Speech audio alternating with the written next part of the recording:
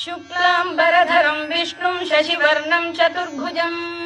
प्रसन्नवदनं ध्यायेत् सर्वविघ्नोपशान्तये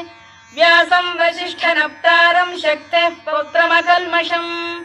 पराशरात्मजं वन्दे शुकतातं तपोनिधिं व्यासाय विष्णुरूपाय व्यासरूपाय विष्णवे नमो वै ब्रह्मनिधये वासिष्ठाय नमो नमः